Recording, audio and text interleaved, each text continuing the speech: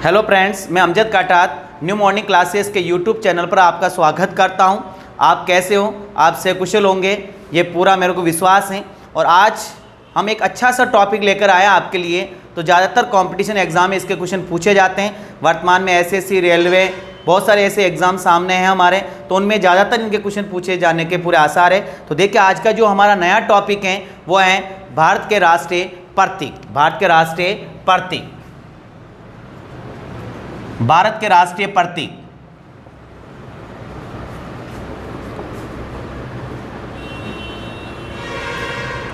अब भारत के राष्ट्रीय प्रतीकों में से जो एग्जाम में क्वेश्चन पूछे जाते हैं वह है, देखिए आप, सबसे पहला हमारे देश का राष्ट्रगान, नेशनल एंथम।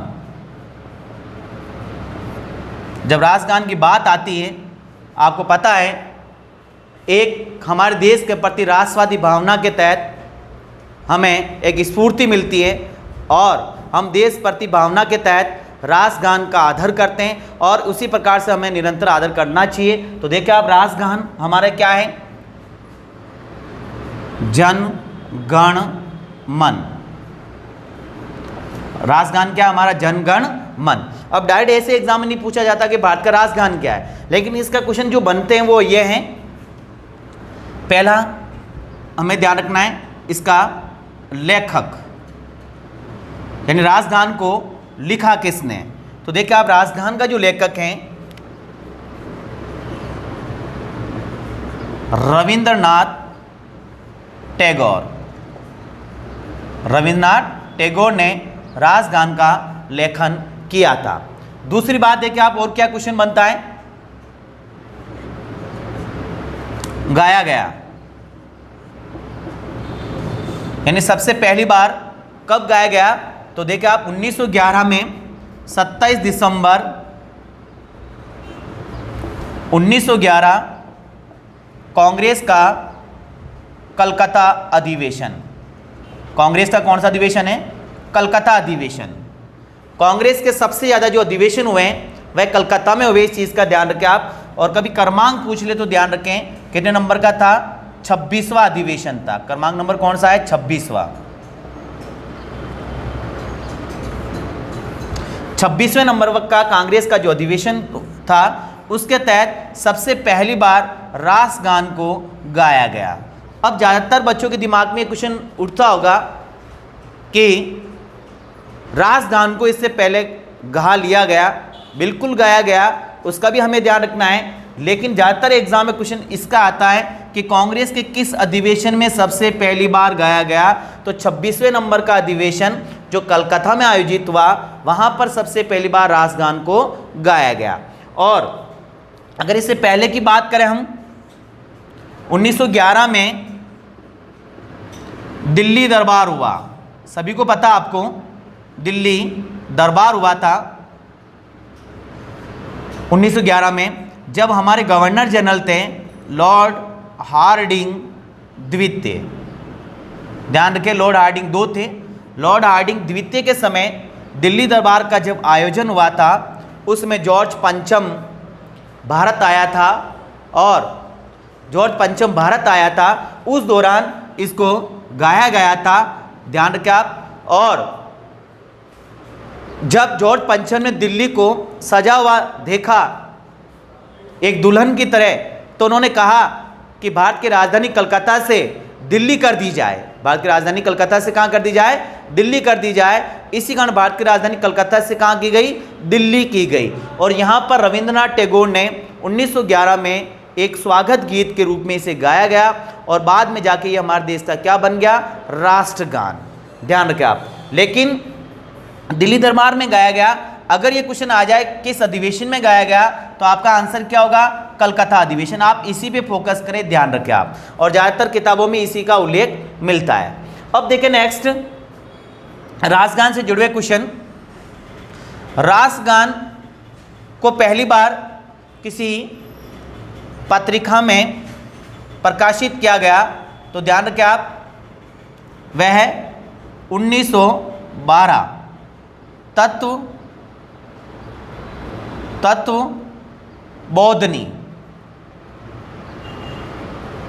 बोधनी, तत्वबोधिनी जो पत्रिका थी उसके अंतर्गत सबसे पहले ये प्रकाशित हुआ और इसका जो शीर्षक था उस टाइम वो ये था, भारत भाग्य विधाता। भारत भाग्य विधाता, ये इसका शीर्षक था, इसका हमें ध्यान रखना है। तो तत्वबोधिनी सबसे पहले जो पत्रिका उसके अंदर इसका उल्लेख किया गया और भारत भाग्य विधाता इसका क्या था, शीर्षक था। ये 1912 की बात है। अब देखिए आप और जुड़े हुए क्वेश्चन की बात करें आप तो इसका जनगण मन का राष्ट्रगान का अंग्रेजी में जो अनुवाद किया गया, अंग्रेजी में अनुवाद ये भी रविंद्रनाथ टैगोर जी ने ही किया था 1919 के तहत।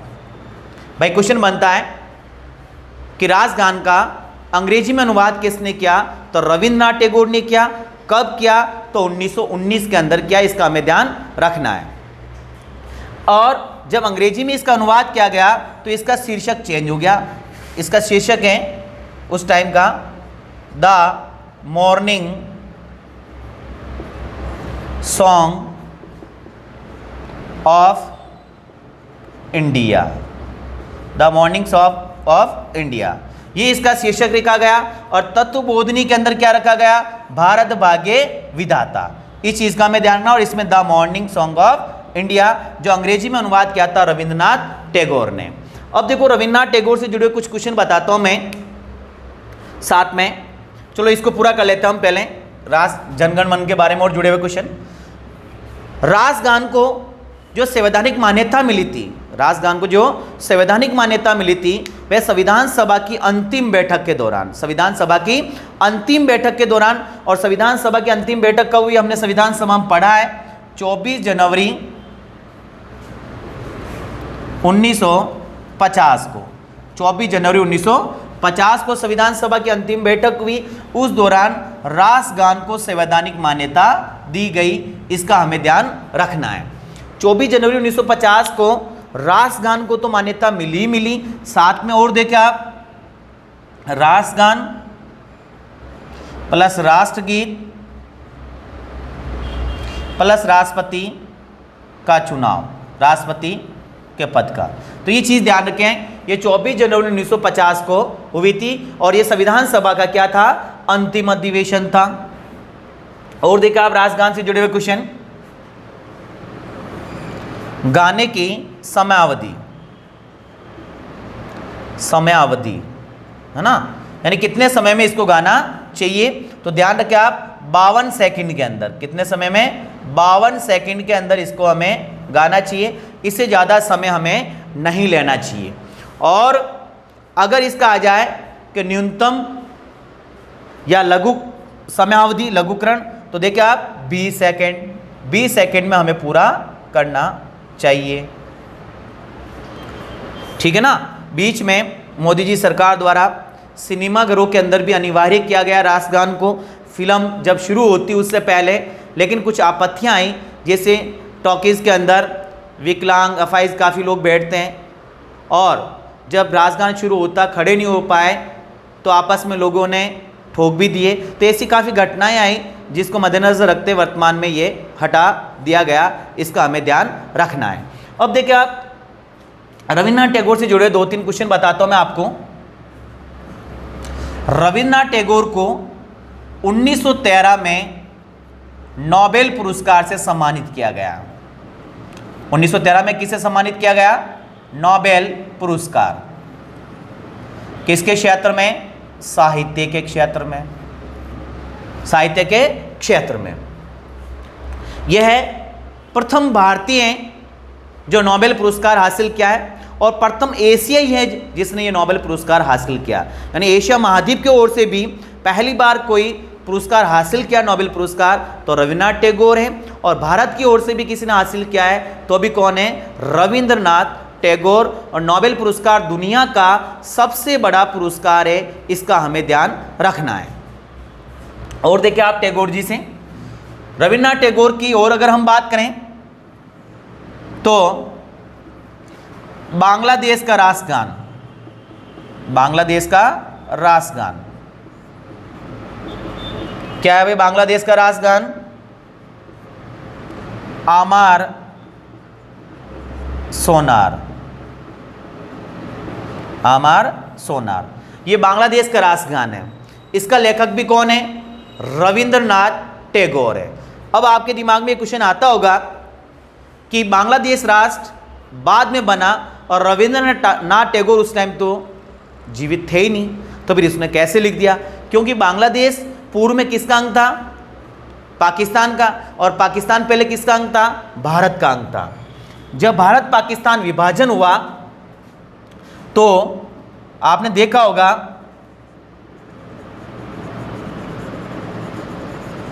कि एक पश्चिमी पाकिस्तान बना और एक पूर्वी पाकिस्तान बना। पाकिस्तान दो हिस्सों में बंट गया था और फिर वापस पाकिस्तान का विभाजन हो जाता है। 1971 में युद्ध होता है, भारत पाकिस्तान युद्ध, इंदिरा गांधी जी के कार्यकाल के दौरान, और एक नए राष्ट्र का जन्म होता है। उसका नाम क्या होता है? बांग्लादेश। क्या होता है? बांग्लादेश। पूर्व में क्या नाम था इसका? पूर्वी पाकिस्तान। पहले इसको बांग्लादेश को पूर्वी पाकिस्तान के नाम से जाना जाता। तो जब बांग्लादेश बाद में बना और आमार सोनार का लेखन पहले कर दिया गया राष्ट्रगान के साथ ही, और बांग्लादेश सरकार द्वारा आमार सोनार को अपना राष्ट्रगान के रूप में मान्यता दी, अर्थात इसका लेखक भी कौन हो गया है? रविंद्रनाथ टैगोर। तो ये चीज़ें हमें ध्यान रखना है, इसका लेखक का भी। और देखिए आप रविन्द्रनाथ टैगोर जी से जुड़े हुए क्वेश्चन।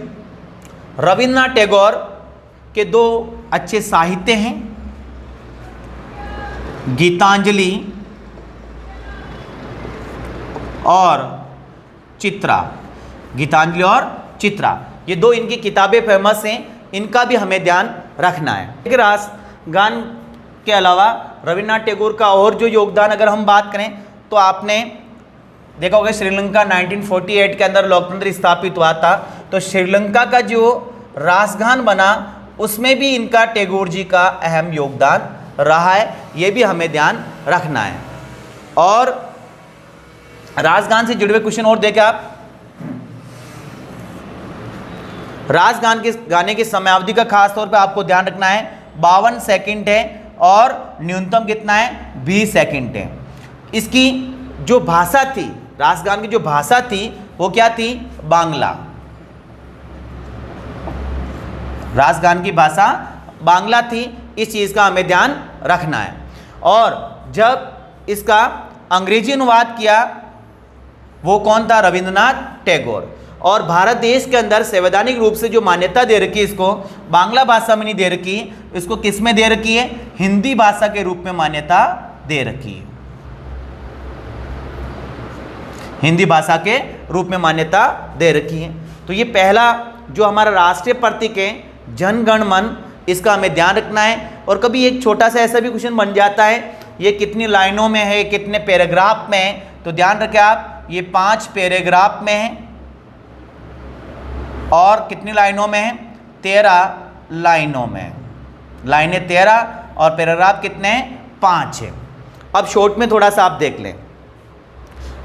राष्ट्रगान को सबसे पहली बार कांग्रेस के किस अधिवेशन में गाया गया? कलकत्ता अधिवेशन 27 दिसंबर 1911। और किस मैगजीन के अंदर सबसे पहले छपा? ये तत्वबोधिनी मैगजीन, जिसका शीर्षक था भारत भाग्य विधाता।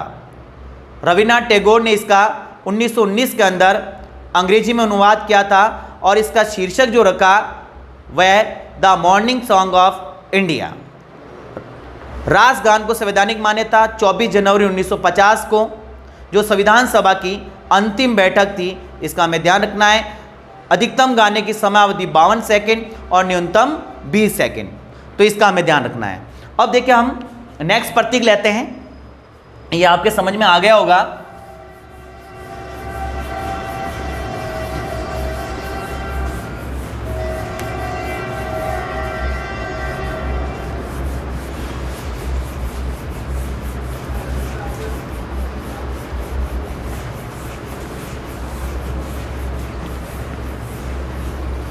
नेक्स्ट प्रतीक है राष्ट्रगीत। राष्ट्रगीत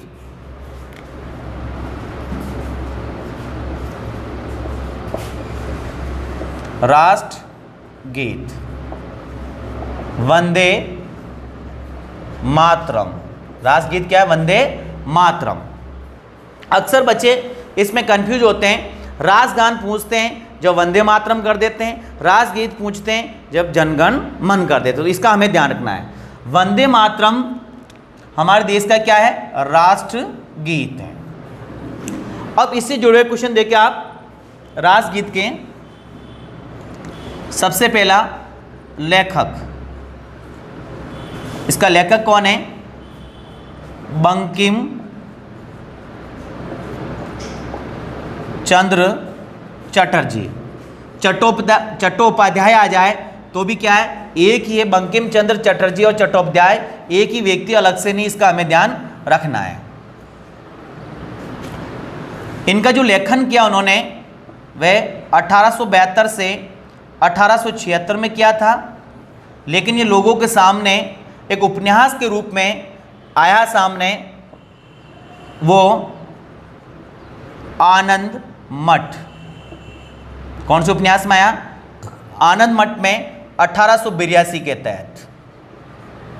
देखो क्वेश्चन क्या बनता है, हमारा राष्ट्रगीत किस उपन्यास से लिया गया, किस बुक से लिया गया? तो क्या आता क्वेश्चन? आनंद मठ से लिया गया। कहाँ से लिया गया? आनंद मठ।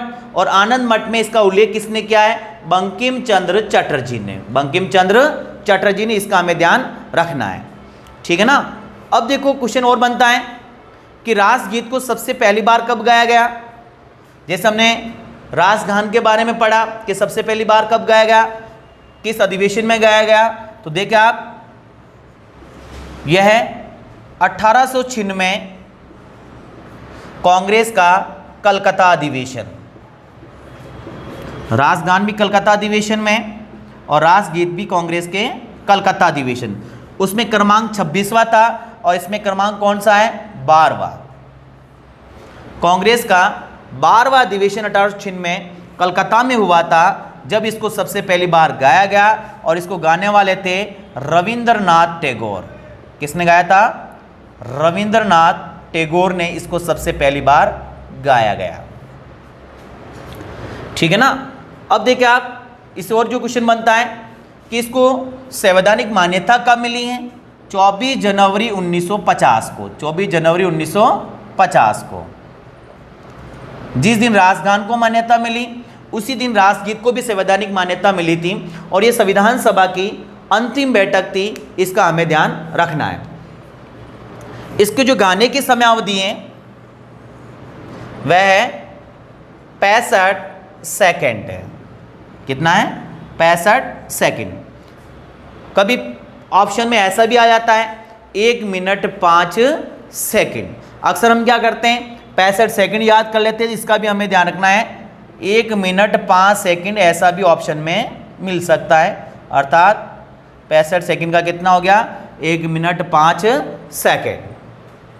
हाँ, और देखिए आप, क्वेश्चन जो बनता है राष्ट्रगीत का कि इसकी भाषा क्या है? इसकी भाषा क्या है?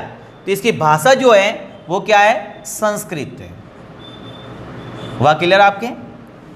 यानी कि इसकी जो भाषा है राष्ट्रगीत की वो क्या है? संस्कृत भाषा है। ये चीज़ हमें ध्यान रखना है। तो हमारे देश का राष्ट्रगीत कौन सा हुआ? वंदे मातरम। लेखक कौन है? बंकिम चंद्र चटर्जी। किस उपन्यास से लिया गया? आनंद मठ से लिया गया। सबसे पहली बार कब गाया गया? 1896 में कांग्रेस के कलकत्ता अधिवेशन के दौरान। किसने गाया? रविंद्रनाथ टैगोर ने गाया।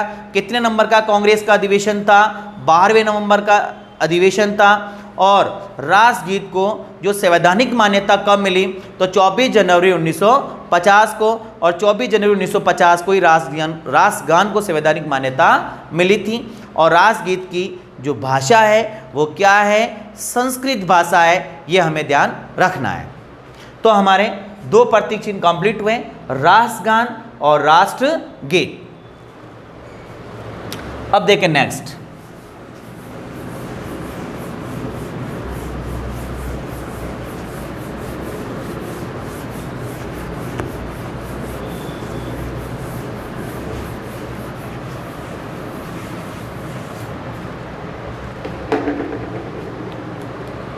राष्ट्र ध्वज,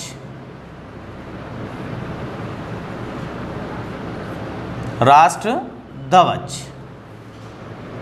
राष्ट्र ध्वज जो है हमारे देश का वो क्या है? तिरंगा है। राष्ट्र ध्वज क्या है? तिरंगा। यह हमें ध्यान रखना है। तिरंगा हम नाम सुनते ही ये सोचते हैं कि इसमें 3 रंग हैं। बिल्कुल 3 रंग हैं, लेकिन एक रंग और ज़्यादा है, इसके अंदर 4 रंग बनते हैं। कैसे? आपने देखा होगा तिरंगा के अंदर एक चक्र है जिसके अंदर 24 तिलिया है। जिसके अंदर क्या है? 24 तिलिया है। और उसमें जो कलर आ रखा है वो नेवी ब्लू आ रखा है। उसको चौथे कलर को आप नेवी ब्लू भी कह सकते हैं, लेकिन आप 3 रंगों तो आपको ध्यान रखना है, उनसे एग्जाम में क्वेश्चन पूछा जाता है। अब कौन कौन से रंग हैं? आपने देखा होगा सबसे ऊपर क्या होता है? केसरिया। मध्य में क्या होता है? सफेद। और नीचे कौन सा होता है? हरा। ये 3 रंगों की पट्टी होती है, ये हमें ध्यान रखना है। अब इसको याद करने की एक ट्रिक बताता हूं मैं। कभी एग्जाम में आ जाता है कि सबसे ऊपर में कौन सा रंग होता है, मध्य में कौन सा रंग होता है, सबसे निम्नतम में कौन सा रंग होता है। तो देखा आप, इसका कोड आसान है। ये शब्द कितने? 1 और 2। ये शब्द कितने? 1 2 3। ये शब्द कितने? 1 2 3 4। तो देखो आप 2 3 4 ऊपर बढ़ते जाइए आप, 2 3 4। तो सबसे निम्नतम में हो गया हरा रंग, मध्य में हो गया सफ़ेद रंग, और ऊपर हो गया केसरिया रंग। कभी एग्जाम में ऐसा आ जाता है कि केसरिया रंग किसका प्रतीक है? तो देखिए आप, केसरिया रंग जो प्रतीक है, शौर्य बलिदान का, है ना? शौर्य और बलिदान का प्रतीक है। सफेद रंग किसका है? शांति का है। और हरा रंग किसका है? खुशहाली का है। ये इन प्रतीकों के बारे में भी हमें ध्यान रखना है।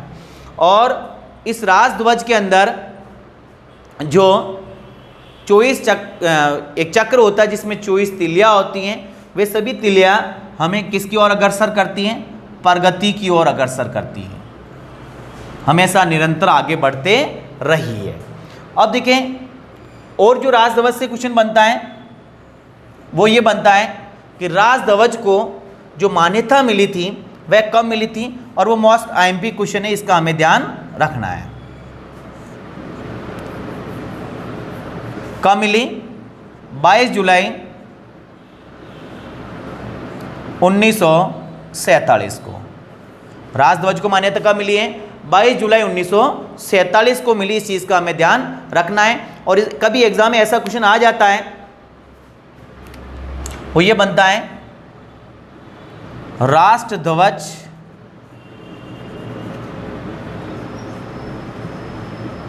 अंगीकृत दिवस। राष्ट्र ध्वज अंगीकृत दिवस कब मनाया जाता है? 22 जुलाई को, क्योंकि उस दिन राष्ट्र ध्वज को मान्यता मिली थी। जो अंगीकृत दिवस है वह कब मनाया जाता है? 22 जुलाई को। एक देखो आप, राष्ट्र ध्वज का एक क्वेश्चन अच्छा सा बन रहा है, वो है कि इसका डिज़ाइन किसने तैयार किया? डिज़ाइन है ना, तो उसका नाम है पिंगले वेंकैया। पिंगले वेंकैया ने इसका डिज़ाइन तैयार किया था, ठीक है ना। और देखो, और क्वेश्चन बनता है, इसका लंबाई चौड़ाई का अनुपात, इसका लंबाई चौड़ाई का अनुपात, लंबाई चौड़ाई का जो अनुपात है इसका, वह 3:2 है। लंबाई चौड़ाई का अनुपात कितना? 3:2। कभी ऐसा क्वेश्चन बन जाए कि इसका चौड़ाई लंबाई का अनुपात क्या है, तो फिर क्या हो जाएगा? 2:3। तो इसका आपको पढ़ के ही आंसर बढ़ना है, ये हमें ध्यान रखना है। एक देखो आप, राष्ट्र ध्वज का करंट का एक अच्छा सा क्वेश्चन बन रहा है, वो हमें ध्यान रखना है कि क्या राष्ट्र ध्वज सरकारी दफ्तरों में ही फहराया जाता है या कहीं और भी फहराया जा सकता है? तो ध्यान रखें आप, वर्तमान में घरों, दफ्तरों, हर जगह राष्ट्रध्वज को फहराया जा सकता है। और वो कब से शुरू हुआ है, तो देखिए आप सन 2004 के अंदर, सन 2004 के अंदर सुप्रीम कोर्ट के खंडपीठ वी.एन. खर्रे की अध्यक्षता में, वी.एन. खर्रे की अध्यक्षता में यह मान्यता दे दी गई 2004 के तहत कि यह राष्ट्रध्वज घरों में, दफ्तरों में, सब जगह फहराया जा सकता है। इस चीज़ का हमें ध्यान रखना है।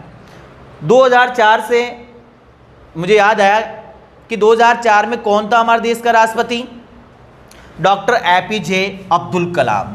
डॉक्टर ए.पी.जे. अब्दुल कलाम। उसके कार्यकाल के दौरान इसे ये मान्यता मिली थी। ध्यान रखें आप, वर्तमान में राष्ट्रध्वज को दफ्तरों, घरों पे फहराने का एक मौलिक अधिकार बन गया है। ये वर्तमान में क्या बन गया है, मौलिक अधिकार की श्रेणी में आ गया है। मौलिक अधिकार में इसका जो उल्लेख है वह अनुच्छेद 19 एक कह सकते हैं आप, इसको ए कह सकते हैं। अनुच्छेद 19 एक या ए, यानी भाषण व अभिव्यक्ति की जो स्वतंत्रता है अनुच्छेद 19 एक के अंदर विचार प्रकट करने की, उसमें ये और जोड़ दिया गया कि आप राष्ट्रध्वज को फहरा सकते हैं डॉक्टर ए.पी.जे. अब्दुल कलाम के समय। ध्यान रखिए आप, एक और बात जोड़ रहा हूं मैं साथ में, 2005 के अंदर सूचना का अधिकार अधिनियम पारित हुआ था। आज वर्तमान में सूचना का अधिकार भी क्या है, मौलिक अधिकार है। ये चीज हमें ध्यान रखना है, सूचना का अधिकार। और ये भी कहाँ आता है, अनुच्छेद 19 ए की श्रेणी में। और इस टाइम भी हमारे देश के राष्ट्रपति कौन थे, डॉक्टर ए.पी.जे. अब्दुल कलाम। तो ये कुछ नई बात आपको बताई, इनका हमें ध्यान रखना है। अब देखो इनमें से क्या क्या मेन क्वेश्चन बनते हैं। मेन फोकस इस पे ध्यान रखना है कि राष्ट्रध्वज को मान्यता कब मिली, 22 जुलाई 1947 को मिली। और इसका डिजाइन तैयार किसने किया, पिंगले वेंकैया ने किया है। लंबाई चौड़ाई का अनुपात क्या, 3:2 है। और केसरिया, सफ़ेद, हरा 3 रंग की ये पट्टियाँ, ये हमें ध्यान रखना है। और वर्तमान में राष्ट्रध्वज का जो अधिकार है ये मौलिक अधिकार की श्रेणी में आ गया, अनुच्छेद 19 ए कहता है। आपके बिल्कुल ही समझ में आया होगा। अब हम नेक्स्ट प्रतीक लेते हैं। हम राष्ट्रीय प्रतीकों को 2 क्लास में समझाएंगे, ध्यान रखें आप।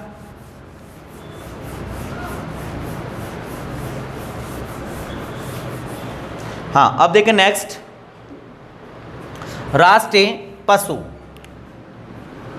राष्ट्रीय पशु,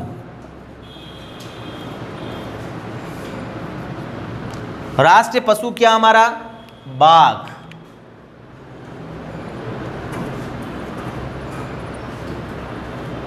हम सोचते शेर है, प्रारंभ में शेर को मान्यता मिली थी, लेकिन ध्यान रखें शेर एक विलुप्त प्रजाति हो चुकी है, बहुत कम संख्या में विद्यमान है। गिरी अभ्यारण्य के अंदर ही इसका बोलबाला है, ज़्यादा नहीं है। और बाघ दुनिया के सबसे ज़्यादा जो निवास करते हैं वो किस देश में निवास करते हैं, भारत में। दुनिया में सबसे ज़्यादा बाघों का जो निवास है वो भारत राष्ट्र के अंदर है। इस चीज़ का हमें ध्यान रखना है। इसी कारण भारत का राष्ट्रीय पशु किसे घोषित किया गया, बाघ को 1972 बाघ संरक्षण अधिनियम के तहत। ये चीज़ हमें ध्यान रखना है। और स्पेशली भारत में सबसे ज़्यादा बाघ कहाँ है, तो मध्य प्रदेश। कहाँ है, मध्य प्रदेश। कुछ समय पहले कर्नाटकों में इसका प्रभाव था, लेकिन वापस नवीनतम आंकड़ों में तहत कहाँ है, मध्य प्रदेश में सबसे ज़्यादा बाघ विद्यमान है। मध्य प्रदेश सोयाबीन उत्पादन में अग्रणी राज्य है। ये चीज़ हमें ध्यान रखना। विटामिन ई सबसे ज़्यादा किस में पाया जाता है, सोयाबीन में पाया जाता है। और इसको सोया प्रदेश के नाम से भी जाना जाता है, सोया प्रदेश के उपनाम से भी इसको जाना जाता है। तो ये राष्ट्रीय पशु का हमें ध्यान रखना है, कौन सा है, बाघ है। तो हमने 4 राष्ट्रीय प्रतीक पढ़े हैं। एक राष्ट्रगान, राष्ट्रगीत, राष्ट्रध्वज और राष्ट्रीय पशु। बिल्कुल आपको समझ में आया होगा। आपको समझ में आया है तो आप लाइक, शेयर, कमेंट ज़रूर करें कि हमें अच्छा लगेगा। धन्यवाद।